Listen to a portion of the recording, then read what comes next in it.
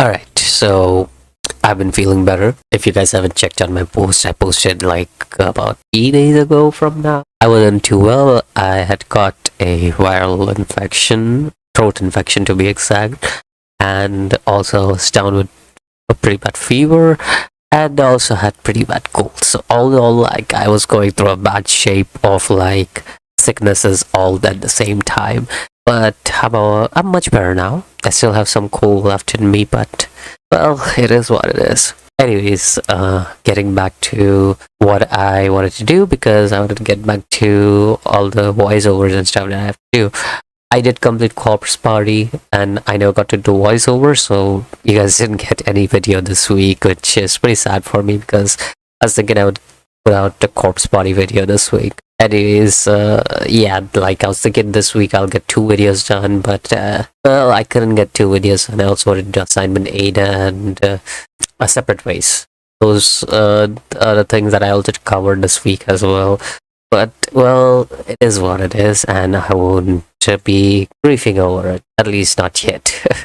Anyways, Corpse Party, I thought it would be a short journey for me, but it was pretty long actually. It was like an 8-hour journey, I would say. In fact, this might be my longest going journey that I had to go because I had like about 1,030-second clips. Usually I like record on 30-second clips so that I don't miss out on the important moments of the game, and it's fine if like all the random stuff that is going on is like it doesn't exist. It's fine by me. But if there is like important stuff going on, and just record those 30 seconds of the moment. But over here, like I had to record like a bunch of stuff because there's like important dialogues, checkpoints, and important like tags and stuff, along with important newspaper clippings and everything. Because this game was more of a narrative base and everything. So yeah, there's a bunch of stuff that I'll cover in this video for Corpse Party. This might be a longer video than I think it would be. And I will also be taking breaks in middle because I have not fully recovered yet. So I will also like be sleeping and stuff and doing stuff. So the video might be a bit more delayed, maybe more delayed to like a Thursday or a Friday of this week, maybe even a Saturday of this week. Don't worry, I'll try to get this video out there as quickly as possible. Well, I hope I can. Anyways, let's move on. First of all, I'll tell you what I plan to do. So here's my current plan. Now that I've completed Corpse Party and I'm doing the voiceover of it, I want to complete assignment 8 in separate ways. I want to complete Phoenix Wright Trials and Tribulations after that, and after that I'll complete a prototype.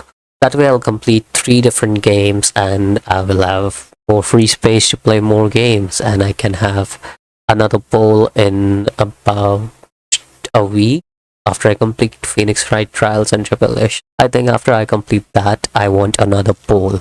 So like I'll put out a poll I done about the games that I want to play. I'll put out 4 games, I think it's 4 or 5. I don't remember how many games I can put out on poll, but I will put out as many games possible that I have on the list on the poll. So yeah, moving on and talking about the game now for real. Now I think the Corpse Party is one of the few or like the pinnacle of horror RPG type story writing, because there are a lot of horror JRPGs that are out there. I've played some of them. For example, Angel of Death. That was one of the few things that I actually played when I started my channel. It is still in the playlist. I've unlisted those videos because they were really bad, and I used to record on Bandicam back then. So at that time I didn't have OBS. So again, I didn't have a PC that could support OBS or anything like that. Now I do. That's a different thing. But I had Angels of Death, and that was one of my first playthroughs that I had played. And yeah, it's pretty bad. I do want to replay that game sometime in future. There's an anime out for it, but it's just a game in anime format. That's about it. Anyways, moving on from that point, I also had other games like that played, like The Crooked Man. I also played that game. Again, that's an old video as well. Yeah, there's also the Sandy Man, if I remember correct, Misa, bunch of like JRPGs which were like horror based games. So I think the Corpse Party is the pinnacle of such a horror type JRPG games, and I think its story is one of the better written stories of like tackling issues at the same time, giving this dark, gritty narrative of what is happening in the world and why such a thing is occurring in the world. On the other hand, I haven't played Corpse Body 2 or the other side stories it has. I've only completed this game. I didn't even complete the extras, I'll say this, just because of the fact that there's so much to read that my brain accumulated all of that and it had a brain fart at the end of the game. I was just like, okay, I'm done with the game. So, am I free to go?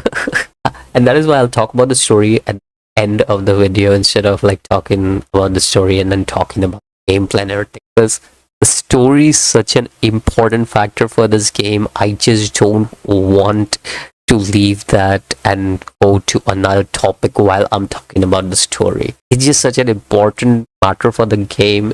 I can literally have a brain farts while talking about the story, and I'll just be like, yeah, that happened, I think.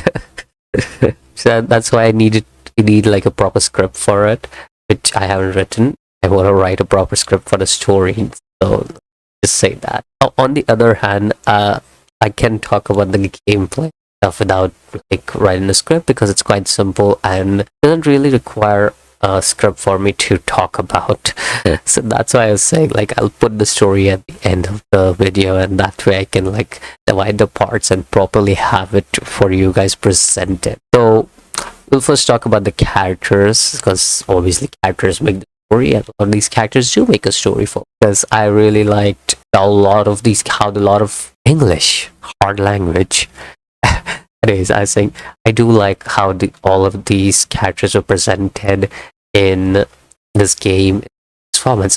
Obviously, the extras also have more character in depth and stuff. And like I said, I didn't play the extras. I only completed the main chapters, so I only know what happens in the main chapters.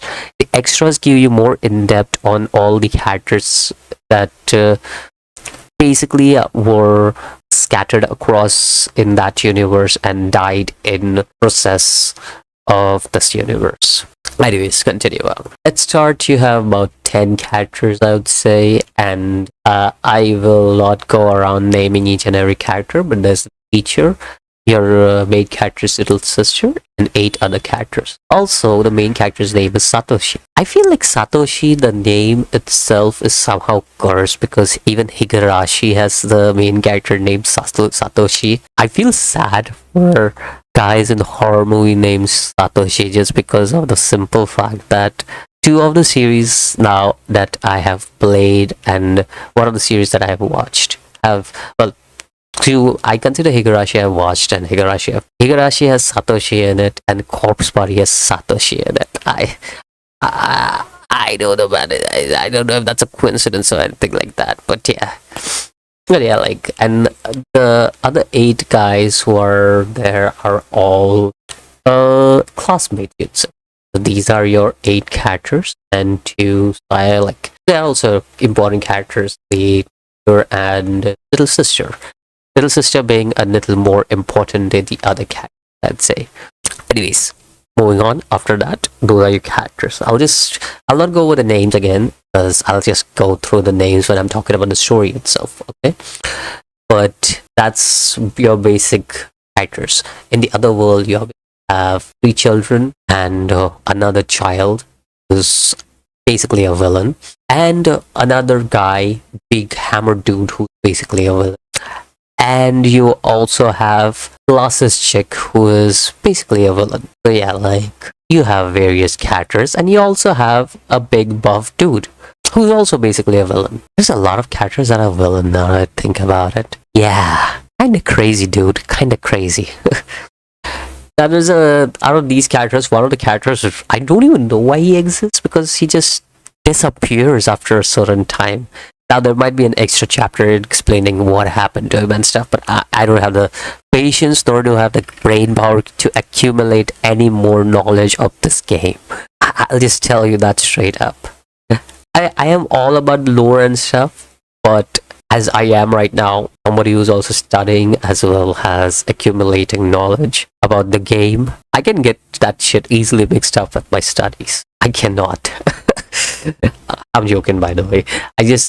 I'm just exhausted with Corpse Party because I was playing Corpse Party for like at least 4 or 5 days constantly, and I think so. Anybody who plays a game constantly for 4 or 5 days can easily get exhausted by that certain game. I don't know how people who play games like Valorant or I don't know League of Legends don't get exhausted. It's well, I used to be one of those guys, but I got exhausted after like 3 months of playing either of the games. So yeah, like there is an exhaustion period after a certain amount of time that you can have for a certain game, and yeah, that's a Corpse Party had me there after 4 or 5 days. So yeah, most of my shit comes from exhaustion mostly, but that's about it. Anyways, now we move on to more of the gameplay. The gameplay itself is a standard JRPG movement and everything. A lot of the buttons are very similar to your JRPG moment, and a lot of stuff like save points and everything they appear with these candles that one of the main characters, Ayumi, lights up. So yeah, you are basically like saving the game at every instant, you could say. Oh, sorry, I meant to say at every checkpoint, you would say. There's also a way to save the game at every instant by quick saving, but it's temporary save, and you could just resume the game from there. But the issue with that is if you have done something you don't want to, it is very possible that you will have to revert back to your old save. And also temp save, I don't know what temp save really is. Like, I already see, like, if I resume my game, I can see my old saves even then. So I don't really know why temp saves really exist and why normal save exists. Like, what's the difference between the two? I don't know. Again, this is Corpse Party 2021. I would say revised the HD version, because it's definitely not a remake. I played the original one as well, and I vaguely remember it. I never completed the original one, but I vaguely remember it, and it's very similar to this. So it's definitely not, unless there is some cut content, which anybody who has played the original Corpse Party can let me know. But I don't think so there is, and in the 2021 version, except for like the opening screen, which is like musicless, because I remember when I booted up Corpse Party for the first time, when I was playing it for the first time, I remember there being that song, the classic Corpse Party song, right? And I remember that being there, and I was just like, oh, now that's a scary song. And every time you get killed, you get that song, or every time a chapter gets completed, you get that song. So yeah. Also, the ending song is pretty cool for this game. I really liked it. Anyways, yeah. Again, this is the 2021 version for anybody who knows. So yeah, let me know if there is any changes or anything in the 2021 version of Corpse Party, and how different it is from the original one. Again, I vaguely remember it because I played it years ago, and I don't remember much about it either ways. So that's why I was kind of blind as I went into this gameplay. Anyways, let's move on to more topics. Other than that, in the gameplay, there's like nothing major that really stands out to me, because most of the stuff that you're doing is either avoiding ghosts, lighting up candles. Well, not lighting up candles, they lit candles everywhere, but you can just save on those, solving puzzles in this world, and just trying to figure out where you need to go next. Like your classic horror JRPG that you play. Like I said, some of the classic JRPG horrors that I have played are Angel of Death. If you guys want to check out, that is Angels of Death. We saw there's a blue demon one. I think it's called Ao no Oni. I think that one is the one I'm thinking of. And then there is also the one which is called Paranoia, I think so. That one was pretty cool as well. And then there is also the one that is called Crooked Man, pretty cool as well. I have played some horror JRPGs, but again, I think that nothing comes close to like what Corpse Party did, because I think this not only was bloody gritty writing good for this one, but has I think it was also how it stood out today. I had to play it, and how was the writing I had to play it. Well, some of the scenes did go extreme for me. I definitely think the game itself, the writing of the game itself, stood out for me because it these silly scenes that were like creepy and WTF moments built up to like these characters, and when you lose these characters, it really hits you, and you're like, oh, that was not what I was expecting. I did not feel like sad or anything. I wish that I could save one of the characters, but well, it's a death sequence. By the way, for anybody who's asking me which character I wish that I could save, it's Seiko. It's one of the early characters that dies, and it's like that when I was playing the game first time as well. When I wish that I'd save the characters only to see what happens to her at the end. Oh, poor Seiko. That makes me save her even more. That's the sad part. Anyways, that's basically the gameplay. I'll also talk about the soundtrack. I think so. The soundtrack for this nails, dude. Like, I guess say, especially ending of this game, it was super cool to hear a vocal ending to the game. Because like usually you get like just credits and stuff, but with Corpse Party you had like this ending with vocal stuff, and I like that. It never like a game pulls off like that on me. Like, pulls off a vocal ending on me. I like that. Now, other than that, we'll also talk about the story, because I don't think so there is anything else that I really need to talk about. Oh yeah, there is one thing I need to talk about before talking about the story. One last thing. A lot of stuff is trial and error in this game. Getting the ending is trial and error. Because freaking hell, I used a guide to get a true ending. Because getting a true ending is friggin' hard in this game. Like, a lot of factors matter when you're getting a true ending in this game. A lot of facts matter as you go into the true ending of this game. Oh, like for example, one of the facts that matter is that you have to make sure you don't go and visit the bathroom, I think, so that Naomi can join you at the end of the game. Second factor that matters is the fact that Yuka doesn't get kidnapped by what was that buff guy's name? Was Kenta or something? I can't remember the name, but yeah, the buff guy, like the college guy. Yuka? Yuka doesn't get kidnapped by that guy while she's alone. That's another factor that matters. Another factor that matters is you have to find all the diaries of sorry, I'm still recovering, don't mind me. But another factor that matters is like the diaries of Naho.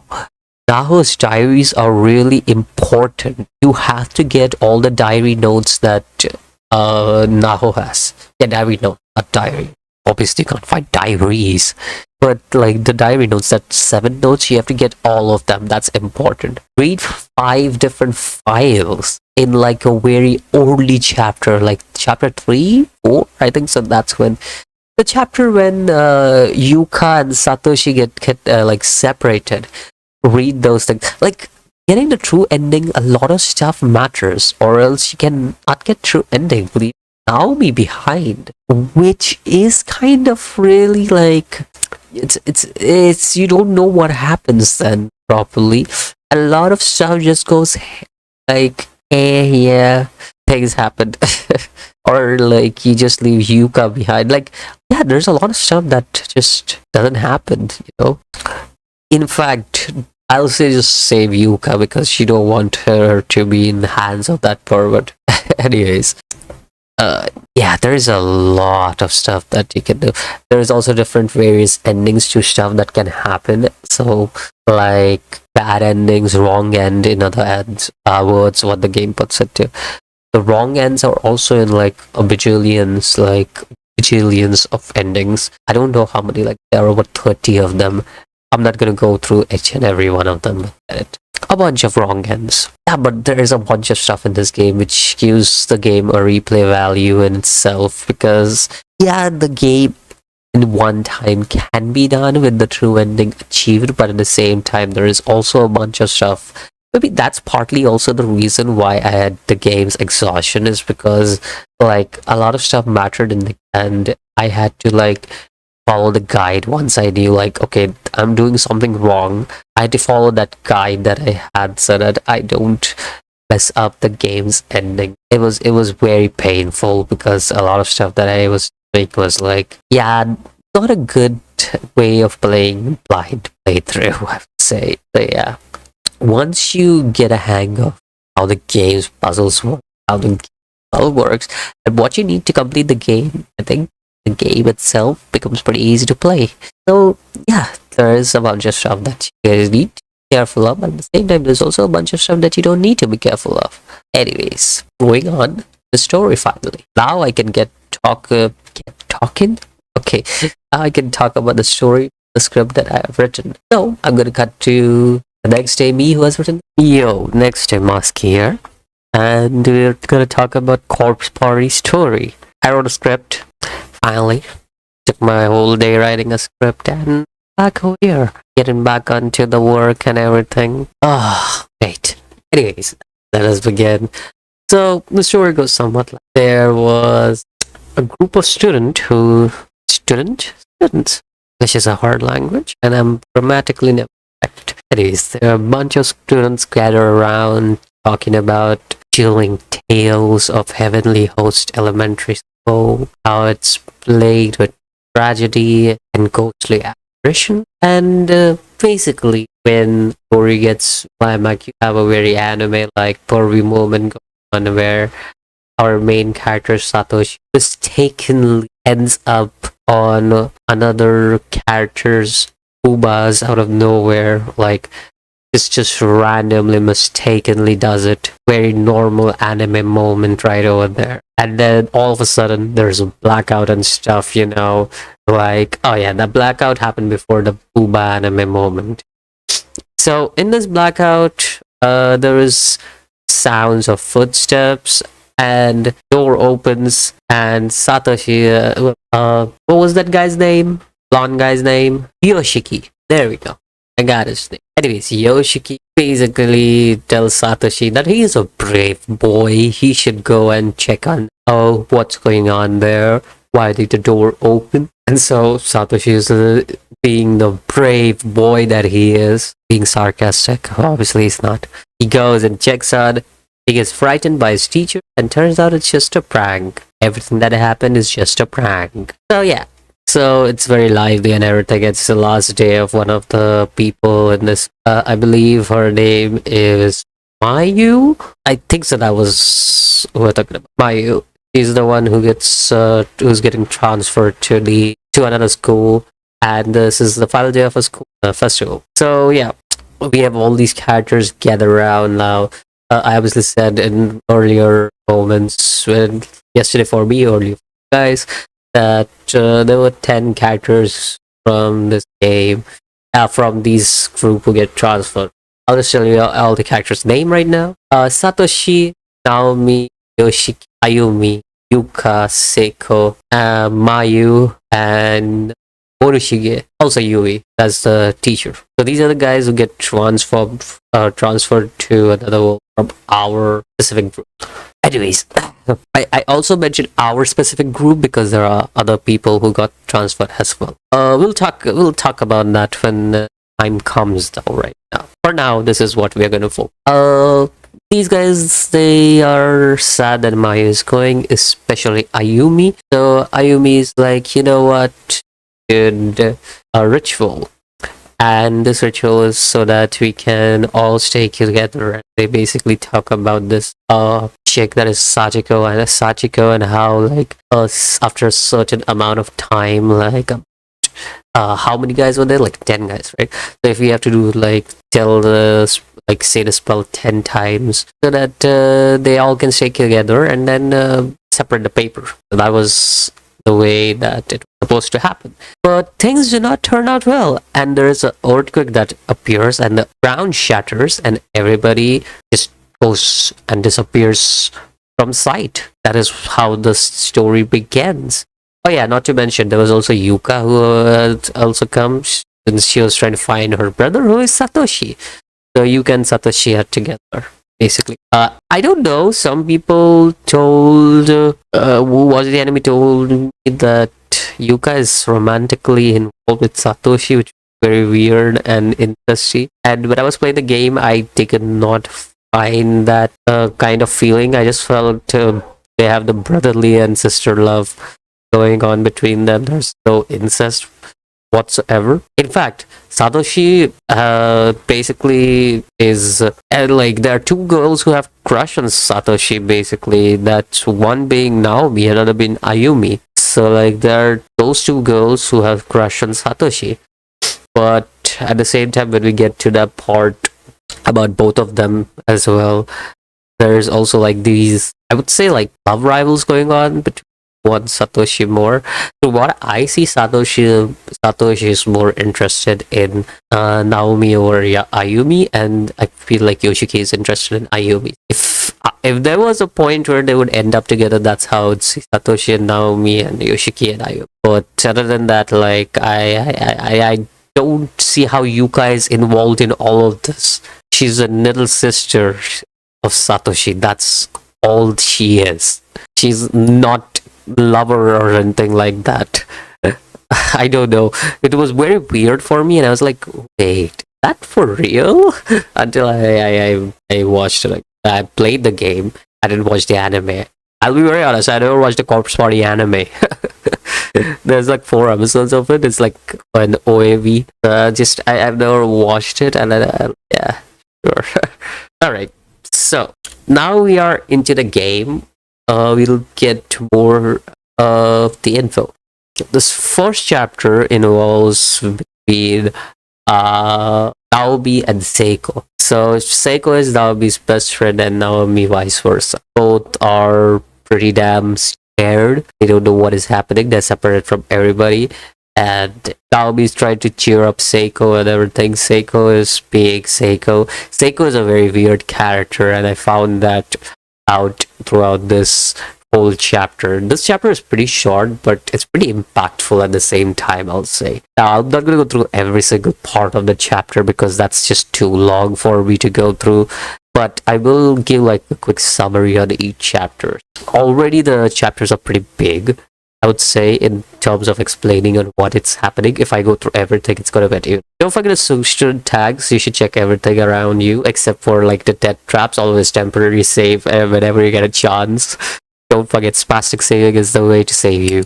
That's something I've learned in every RPG I've played. Anyways, JRPG specifically, I would say. Yeah. Anyways, like I was saying, so Naomi and Seiko are best friends and everything. And Seiko is really weird as a character. She's a very foreboding character. For once, we have a change. I think the main character, the main chick from Shin Moneta, will be really proud of her for what she does. And like, she's always there complimenting Naomi's butt for some reason.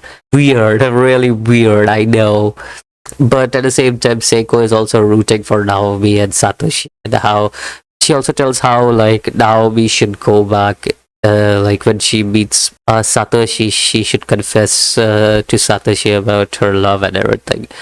It's just kind of really cool little factor that I found. Like, she's very supportive of these two, even though she's a pervert and everything, which made me weird out for like a few times, and I was like, okay, why though?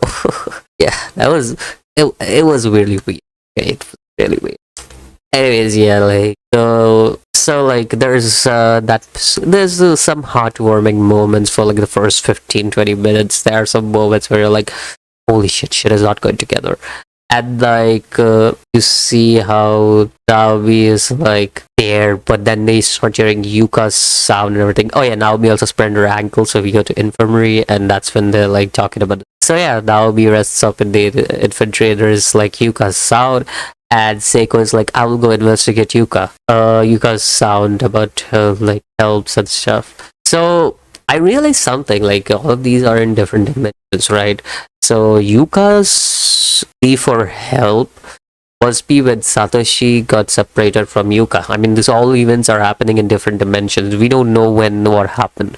But if this is what it is, like, yeah, Yuka is in a different dimension and they can hear Yuka very clearly, but again, she's in a different dimension and everything. And this is definitely when she needs help. She was calling out for Satoshi. So, like, I definitely think that was the case over there. So, this was later on in chapter 3. Yeah, chapter 3. So, yeah, like, it all made sense. And the whole dimension thing is explained in the second chapter. Why am I mentioning this now? Because it's just a reoccurring theme. Like, you're in a different dimension, your friends are in a different dimension, but you're all in the same classroom and everything. Like, all these backgrounds are same, which explains why everything is the same and doesn't change most of the time. They're like two buildings, and most of the time everything is the same. Just the way things are represented, the pathways keep changing. Otherwise, the way to certain places are same. The way to other places are not same. So, like, you get what I mean. Anyways, like, moving on to what I was talking about. Naomi. So, Naomi and Seiko both are best friends and everything. And Seiko obviously goes to check on Yuka, but she doesn't really find anything. And on the other hand, Naomi is here resting and she's getting worried that Seiko isn't back. And that's when this black thing appears out of nowhere and starts to like haunt Naomi. Now there is a wrong end over there where you're like, if you go into this black thing, she will basically die from suffocation. I think so. There's like hair that goes inside her mouth. At least that's what's implied. But yeah. So yeah, so getting out of the infirmary after getting like alcohol and matchbox from the infantry, which I don't know why there is alcohol and matchbox in infantry. Infantry? I meant to say infirmary, but yeah, like I don't know why there is. I guess it makes sense. Alcohol is used to like disinfect wounds and stuff, right? Why is matchbox there in the infirmary? That does not make any sense.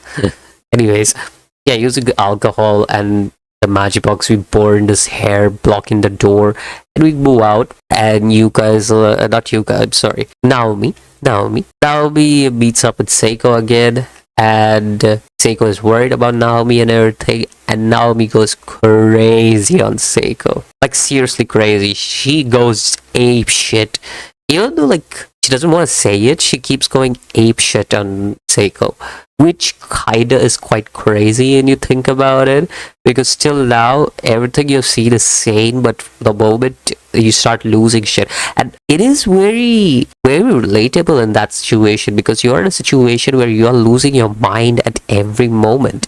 You will feel like blaming someone psychologically when you think about it, because as much as strong of a mind you might have, if you are in a situation, if you are a teenager in a situation where shit is going ape shit, ghosts are around you, there are apparitions that you don't even know what they're capable of doing, yeah, you will feel like you are not in control anymore of your own life or anything like that. The ones controlling your life are these deadly apparitions out there that are trying to kill you, and that's gonna make you lose your mind.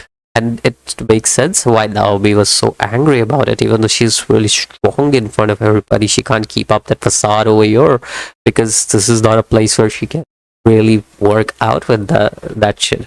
And same goes for Seiko. Seiko also says the ape stuff to Naomi and leaves. And the next thing we know is Naomi finds Seiko in the bathroom hanging. Well, yeah, Seiko dies in the bathroom by hanging. Yeah, I can't say the whole word, but you get what I'm trying to say. That's a pretty grim way to end chapter 1, I thought, because I never knew why I couldn't save Seiko, because I never completed the game till till this day. And when I finally completed the game, I got a shocking revelation. And that shit really caught me off guard. I think that is story writing at least I never thought that I would be getting from this game. It's a good plot twist on the fact that how Seika died and why you couldn't save her. It makes a lot of sense considering how Naomi was acting. But there is also a thing that made me think at that moment, maybe, just maybe, Naomi and Ayumi were supposed to be different, like, were supposed to be on other ends. Meaning that Ayumi was supposed to be the one in Naomi's place, right? Losing her mind and everything. And Naomi was supposed to be in Ayumi's place. Like, going apeshit crazy. Because coming to chapter 2, that is. I'm going to talk about chapter 2 now. In chapter 2, you start off by getting control of your teacher, and Ayumi is losing her breath and everything, right? So Ayumi is like the class representative, also is into like occult stuff and everything. Okay, now here's the thing about Ayumi. She's losing breath and everything, and teacher is trying to find her. Teacher tries to find everybody else, goes to the upper room. There's a ghost that really angry, tries to kill. Well, he doesn't succeed because the teacher just wants better for her students. That is the basic synopsis of this chapter opens up. So, what about Yoshiki and Ayumi in chapter 2? Here's the thing about it, right? Ayumi throughout chapter 2 really freaks out Yoshiki, and that's why I think the personality of Ayumi and Naomi should be exchanged. Because I feel like Ayumi acted more like what Naomi would have acted, and Naomi acted more of what Ayumi would have acted throughout this game. I don't know if I'm making sense. I know it's very confusing, but like, I feel like the personality should have been exchanged, because throughout chapter 2, I was freaked out. Like, I legitimately was scared in chapter 2 because of freaking Ayumi. There was literally a jump scare, a mirror jump scare that caught me off guard. Like, oh my god, I still get chills just thinking about it. Like, Yoshiki, right? Again, sorry if I'm not sounding great. I still am recovering from my sickness, but I wanted to make a video, so I just got back to it. But here's the thing, right? Yoshiki just looks into the mirror, and then Ayumi is like, scary face, Yoshiki, and that actually caught me off guard. I'm like, bro, I'm just checking for details. Why the hell are you looking at me like that? That was a very caught off guard moment, because I wasn't expecting that. I was just checking stuff everywhere, right? Except for the things that where I know there is wrong end, I just don't go there. But where I know there is no wrong end, there is no reason to go there. So like, I check it. This mirror, I think so it was in the boys' lavatory, not laboratory.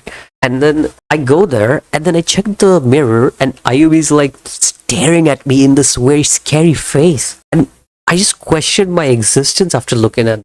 I'm like, how? Like, what?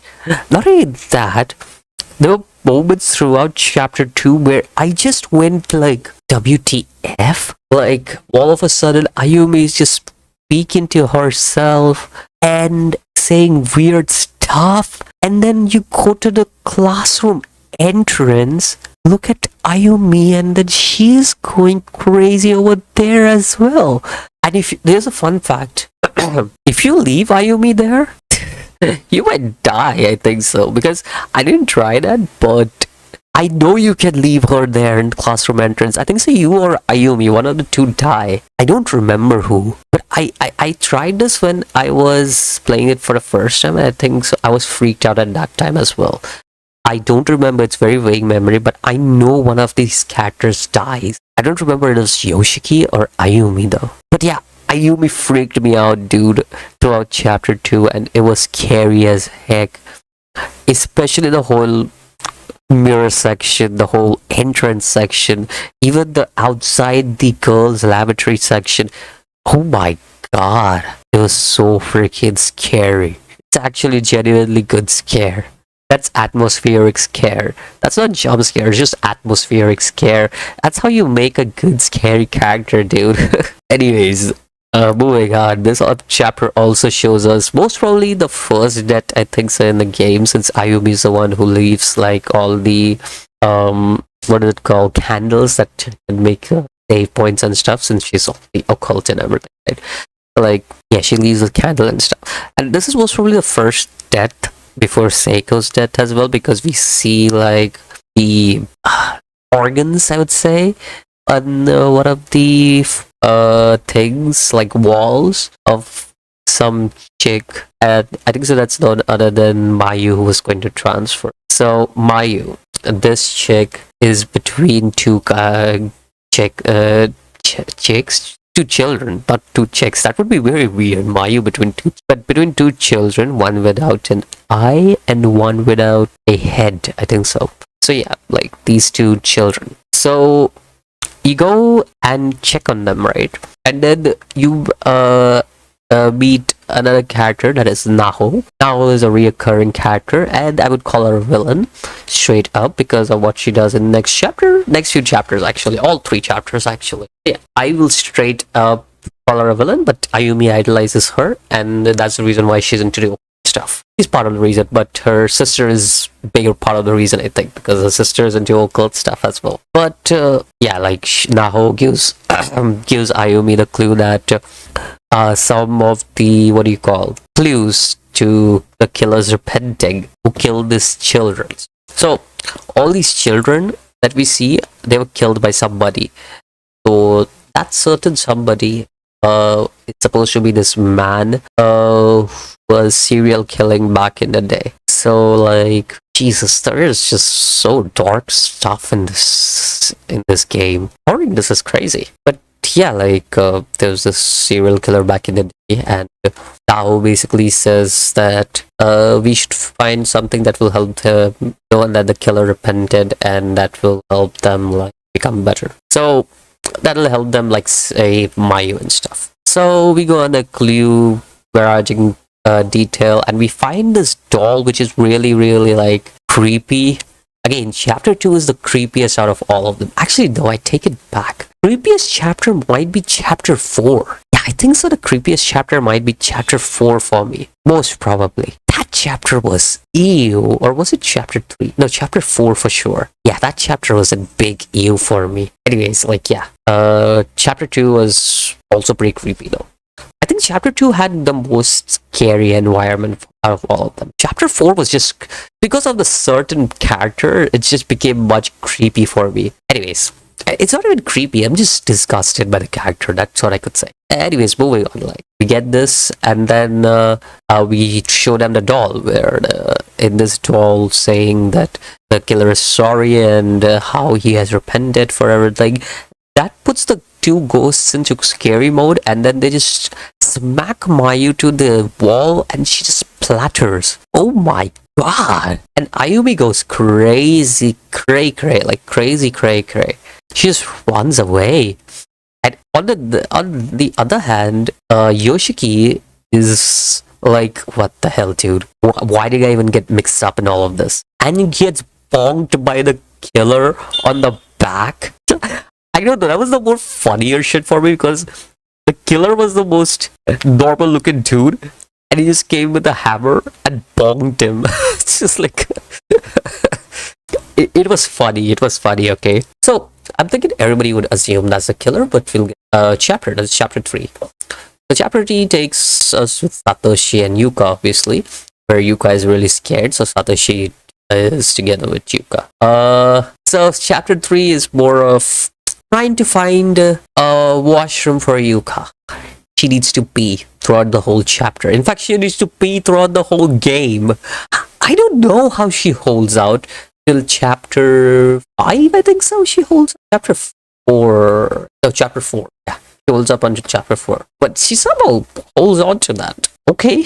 Anyways, chapter 3, Satoshi and Yuka are basically doing that only throughout this thing. And also Morishige is in this chapter, and he does some creepy shit. Morishige takes some creepy photos, dude, of corpses. So I'll just put this up there, alright? Morishige is horny from corpses. He's into necrophilia. There you go. And he's also Mayu's close friend to a point. He has a crush on Mayu. And he takes photos of Mayu's dead organs. And he is getting horny from that. But he doesn't realize it's Mayu's organs. And when he does, he loses his mind. And I don't know what happens. It might be the side stories or extra stories. And I don't even want to know what happened to him. Because that's freaking creepy. And I don't like it. And like I said, Corpse Party is really creepy. This shit was not made for everybody, I'm telling you. Oh, it's great. The story writing is great. I like it. But dude, it's not made for everybody. Not everybody will be able to digest what the hell is going on in the game. Because it's so freaking disgusting and creepy at the same time. It's just, Morishige is a very disgusting character. I can say that in a nutshell for me. Anyways, Satoshi and Yuka both are like, trying to basically find a washroom, but they can't because the boys' washroom is broken. Girls' washroom can't enter any of that. Well, none of the shit can be done, and Satoshi and Yuka is just like, where do we even go? And then there is this way towards the balcony to the other building, and we even go there. And over there, we try to like search for a washroom over there as well, but can't find a washroom over there either. So just like, what the hell? And then Satoshi and just decide like, why don't we just take a pee? I mean, Satoshi decides for Yuka like, why don't you just take a pee in the forest instead of holding it for so long? And Yuka is like, all right. And Satoshi is like, I'll wait, which is the worst decision. I know she's, it's like, it would be very perverted, but it would make sense if Satoshi just stayed as his sister anyways. You could just look the other way around while she's peeing, but instead, there is Sachiko who follows Yuka, and after that, Yuka comes back to the building, but Satoshi is not there anymore. And Yuka is scared, so she goes above and finds a dead body, whose photo Morishige was taken. And Morishige is like, oh, you're Yuka, Satoshi's little sister. Now, I tried to see what happens if I go into Morishige. Nothing happens. In fact, Morishige must have been the most safest guy out there, even though he's a disgusting necrophilic. I hate saying that, but like, he would have been the safest guy to be close by, because he did not do anything to me. He was just like, oh, you're Satoshi's little sister. Whenever I went into him, like, oh, why are you running? Oh, you're Satoshi's little sister. I'm like, okay, you're not gonna do anything to me?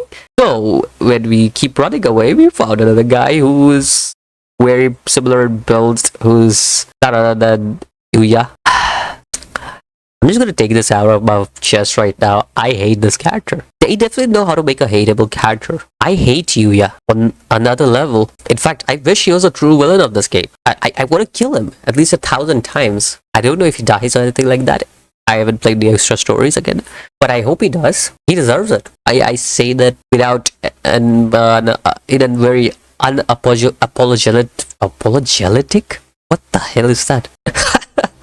Apologetic. Well, you get what I mean. Anyways, I'm very stoic on him. He is one of the worst actors of this game, and I hate him.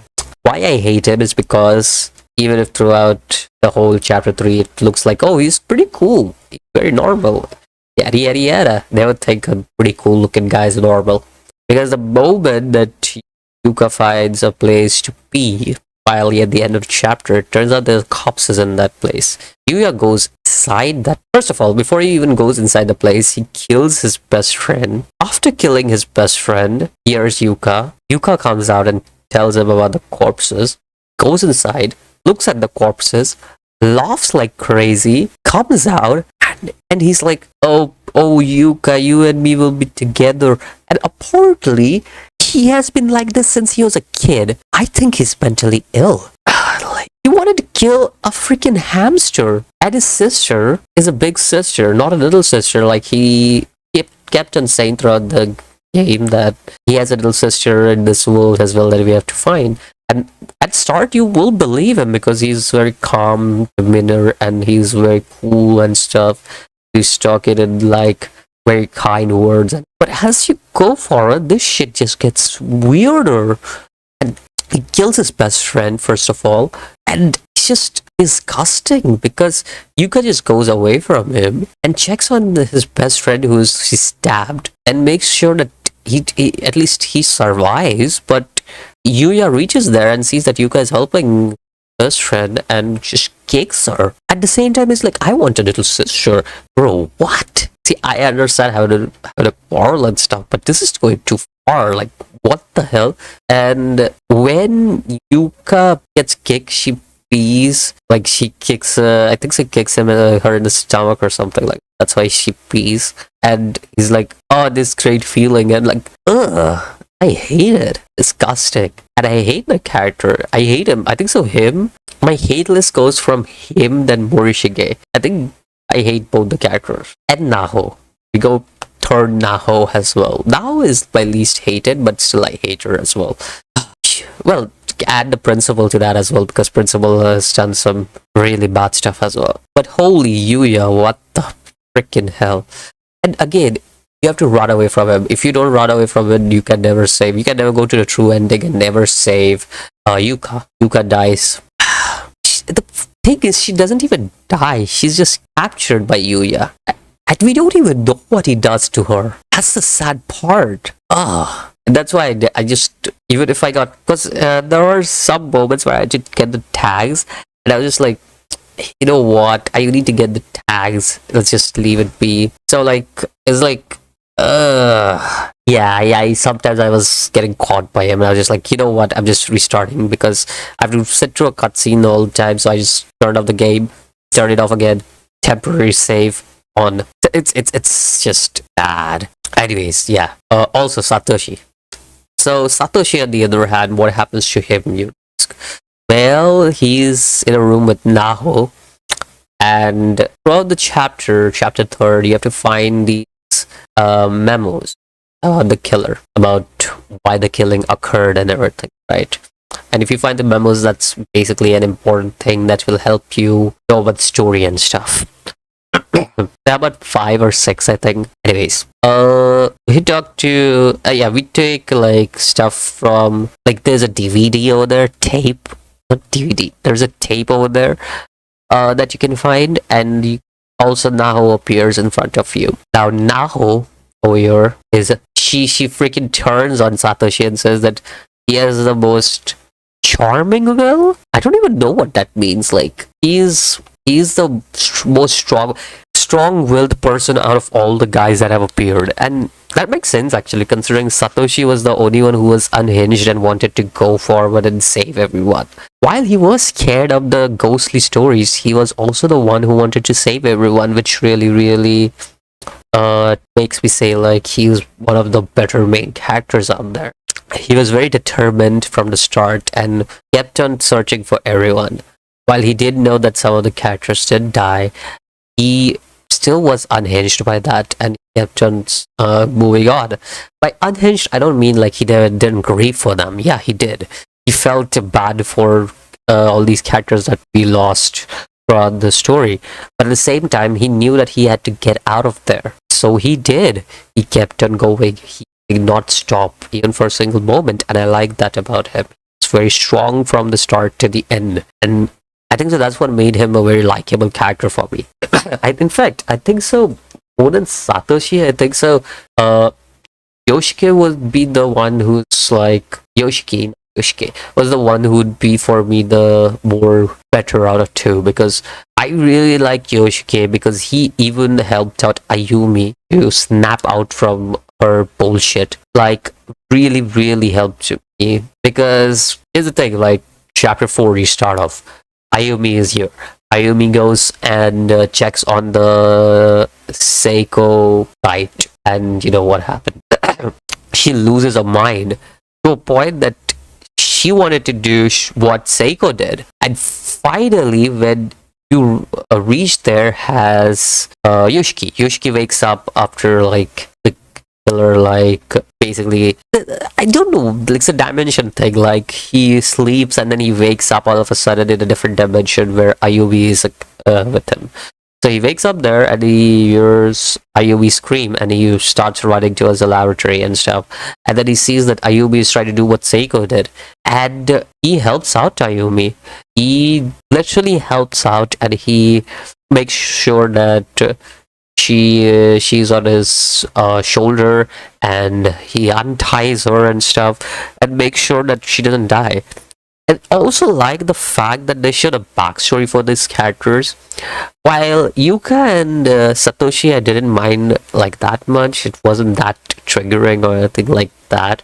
Ayumi and Yoshiki's storyline was pretty damn good. I liked it. It was pretty good storytelling between those two characters. It was very minor. It was very small, but that small minor storytelling really turned on the characters for me. That was a toggle for those characters for me because they really were like actors that made me likable. Especially Yoshiki, it made me like him even more because this guy was like, you know what, I'm just gonna leave everything. I'm gonna punch this teacher, and then Ayumi comes in, rescues him, and he's like, maybe I will stay here for a bit just because it's time to make friends. And he does make friends. He makes friends, and just when he's about to lose hope, he realizes that he has friends he needs to save. And it's pretty cool. It's pretty cool storytelling actually because of why he wants to save Ayumi, why he has a crush on Ayumi, why he wants to save his other friends, because these are his first actual friends because of his family situation. There's no explanation. Maybe in extras there is, but there is no proper explanation to what his family situation is. But like it shows like his family situation isn't that great, and every teacher is out there making fun of that situation, and they're his first friends. And Yui, his teacher, is one of the first teachers who accepted him as he is. So like he wants to make sure that these guys make it home with him. So that is a pretty cool factor about him as well. But that was for later on when like these guys make it out of there.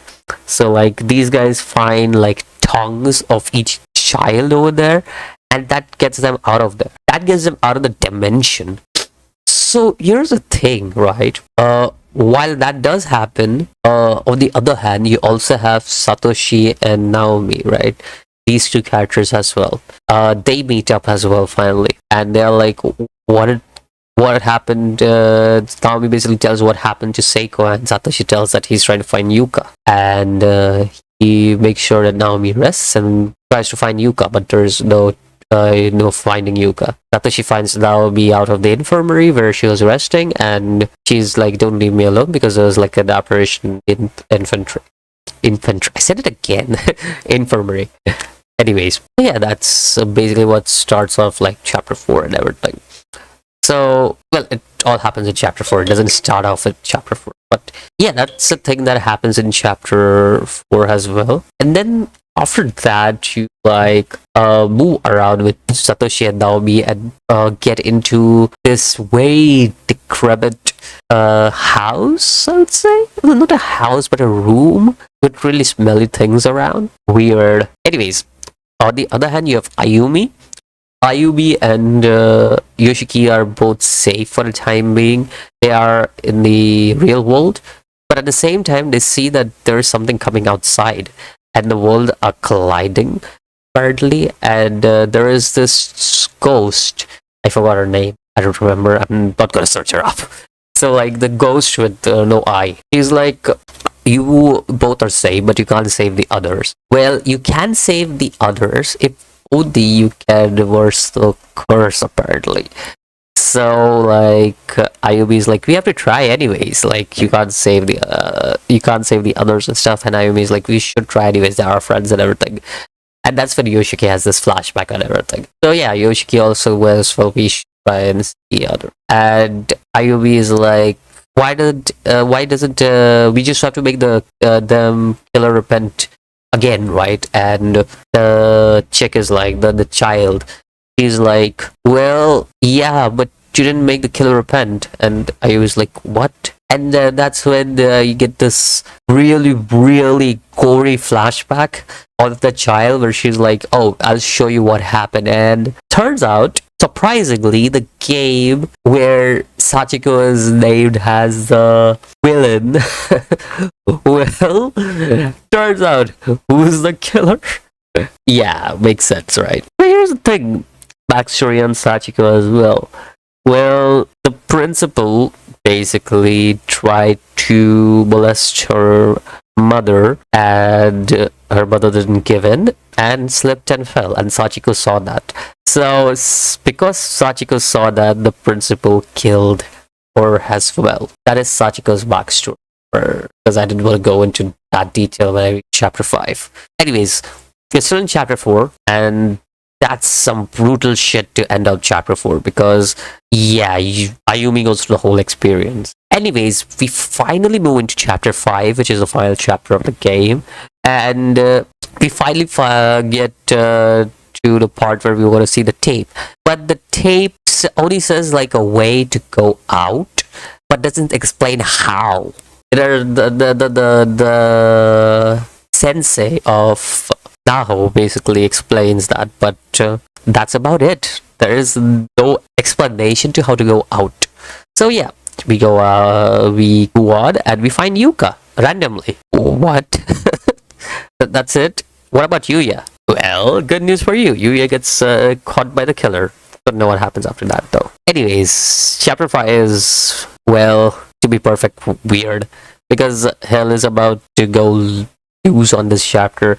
The whole place is crumbling, and finally we get all the protagonists together where everybody meets.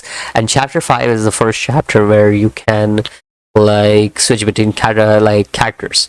So yeah, I don't exactly remember the method of switching. I just know we can switch between characters. I just don't remember whom, when, and how I switched to. Okay, so let's start with like what happens. So one of the main things that happens in chapter 5 is Naho killed her mentor. Yeah, some weird shit. There's some supernatural teen and Sam Winchester's shit that happened with Now after she realized that she killed her mentor, and we also got like something from her. Get her diaries in the next like 5th chapter or 4th chapter. I don't remember which chapter, but they're scattered. Use Ayumi and get all her diaries, no matter what. It is essential to get the true ending. So yeah, get it no matter what. Anyways, yeah. Another vital thing that happens is the swamp shit, and I hate that because I couldn't find the way from the swamp and I was stuck there for at least 30 minutes trying to figure out how the hell do I get out of the swamp. It was the bug swamp where Naomi falls down to. I did not like that stage at all. It was seriously messed up and I hated it. Third main event that happens is you finally meet Sachiko's mom, and you get the backstory of why this whole world exists in the first place. So now Satoshi is the only character who's strong enough to go into this room with Sachiko's mom, right? But the other two characters that he has, Yuka and Naomi, both aren't strong enough for that shit. Satoshi also tries, but all he gets is the diary, which is important. Again, getting the diary for true ending is very important. So he gets it and gets out of the room as well. He's like, nope, not any more of this shit. And he gets out. Fourth main event that happens is that there's one more thing that's Sachiko related that you get. Oh yeah, the plushie. So you go a bit forward and you'll find a plushie out there just lying for some reason. Yeah, that's it. Though you need that plushie, you have to remember you need that plushie. So yeah. So Sachiko, basically what she does for her mother is basically because, well, it's because she wants to give her mother as many friends as possible to stay with. Feel sad for her. Anyways, another event that happens in chapter 5 is eventful. I would say it's like 2 hours long and it's very eventful. Another event that happens in chapter 5 is you get Ayumi and oh yeah, Yui dies. Yeah, your sensei dies. Yui sensei. Rip her. She tries to save Ayumi and dies, which, well, it is what it is. Ayumi gets controlled by the ghosts, but Yui is like, nope, you won't die. I will save you. And well, that's what happens. Yoshiki and Ayubi try saving her, but they can't. And well, both of them, they see like the principal go under a, what's it called? The smasher, the trash smasher. I forgot what it's called. But yeah, like you go there, and once you go under it, Sachiko's like, don't come here. And you keep going, and she's like, don't come here. And then you just get this weird feeling that you messed up, because like the screen goes really red, and you're like, oh no, did I mess up? Did both of those characters die?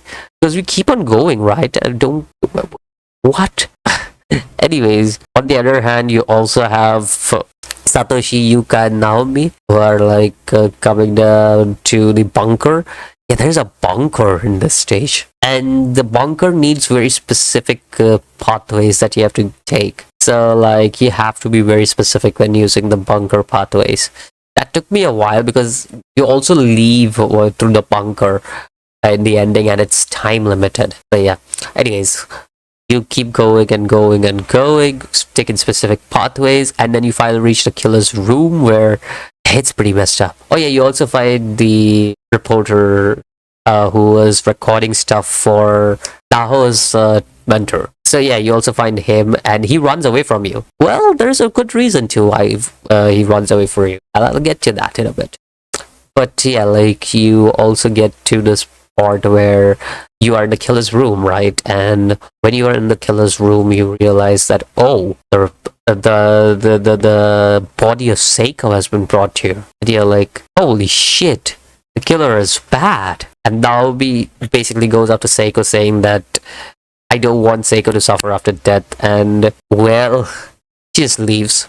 That's it. She just leaves. Yeah, she leaves a party, and Yuka and Satoshi are the only ones who are there. Now, most of the guys will be like, you know what, we have to go up to Naomi, say, trust me, you don't have to. You don't have to. This is the best possible way to complete the game, is to not to go after her. You go keep on continuing what you're going to do. And so we also get a view of the other side on Ayubi and Yoshiki, who are into trash, I would say. Yeah, corpse trash.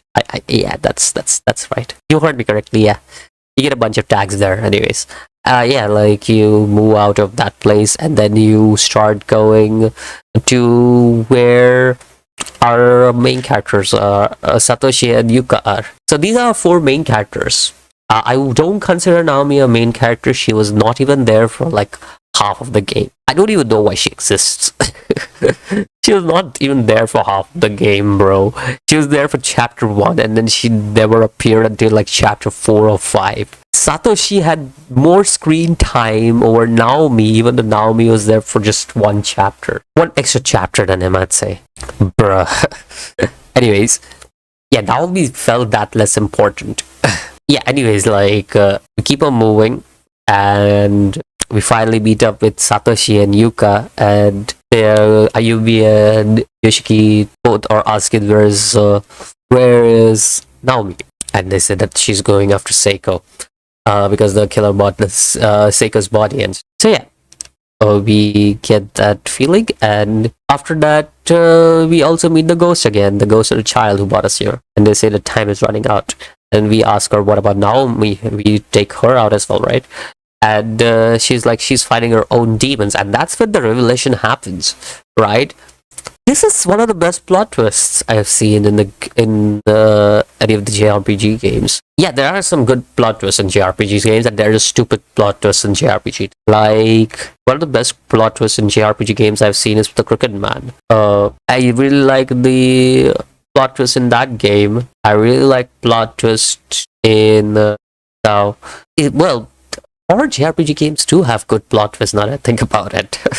Like a lot of games, I do like plot twists. So Paranoia, another one, great plot twist in that as well. This one also, amazing plot twist, because while the story is not complex and it's very simple to keep track of, you never see this coming, because you think this is all because of the ghosts, right? Because we also see like Seiko's message to Naomi, like how he tells Naomi that she'll meet her She wants to meet up with her again and stuff like that. She's trying to send a message to Bao Naomi that we can meet up again. So like, if we find all the messages and how Seiko really like wanted Naomi to be close friends with her and everything, right? If you have all of that shit, well, it's weird that Seiko would die herself, right? Well, it is weird because Seiko didn't die herself. It was Naomi who killed her. Yeah, Naomi was the one who hung Seiko. As much as it's depressing because you never see this coming. I mean, the clues are there, but you never see this coming. You never think about it because everything happens naturally. Like how they're just closing their eyes and waking up. Just that's what Naomi did as well, right? Like maybe she was also in a different dimension. Maybe that's what happened, but the clue is right over there. Maybe she wasn't in a different dimension all along. She just lost her mind. Pretty cool plot twist, and I like it. Anyways, that was one of the plot twists of the game, and I really liked it.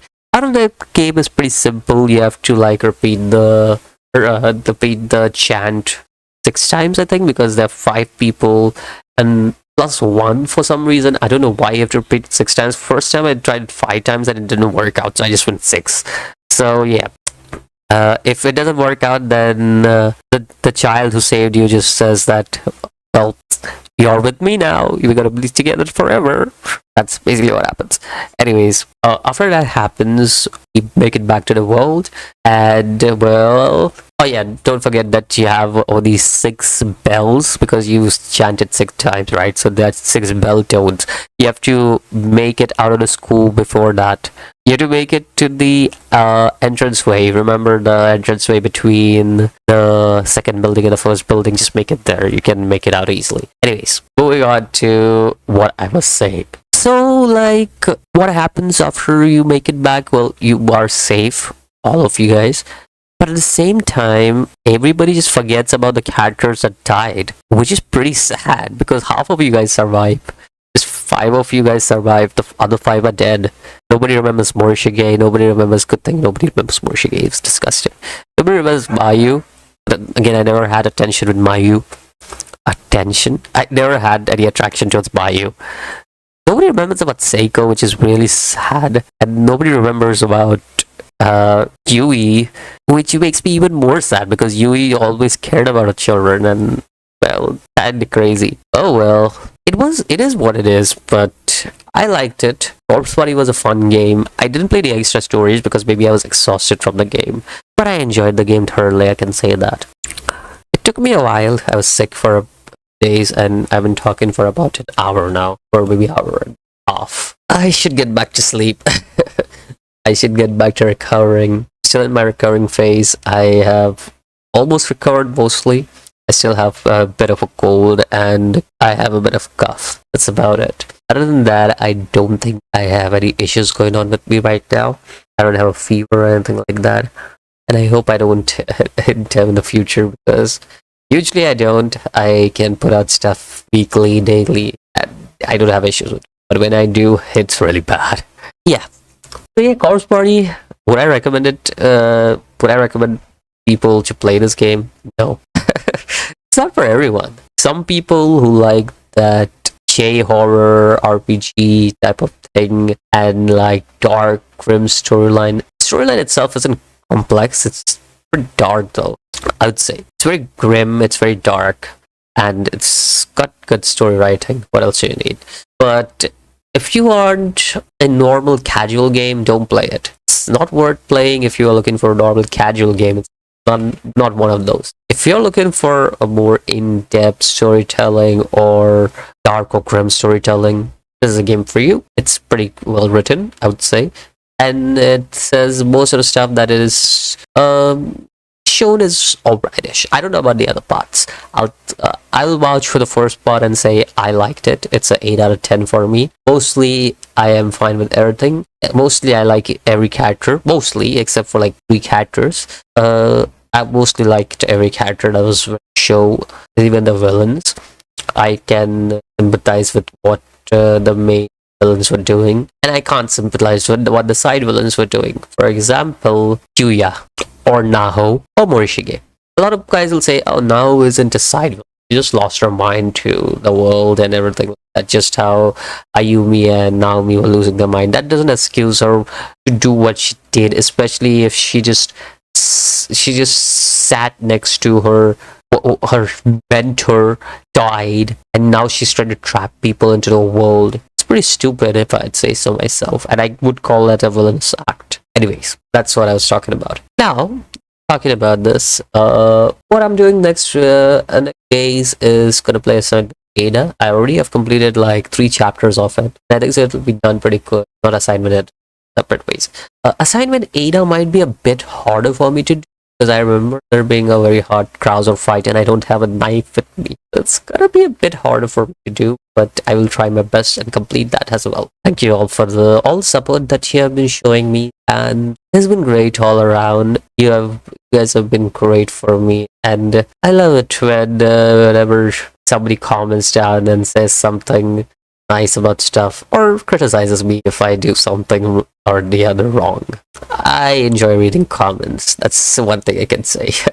Also, if there is any game recommendation you guys have, just let me know down in the comments. I'll put it out on a poll in any of the upcoming polls that I have after I'm done with Resident Evil 4. I'm definitely gonna put another poll out because I want to be prepared early on rather than wait later on for you guys.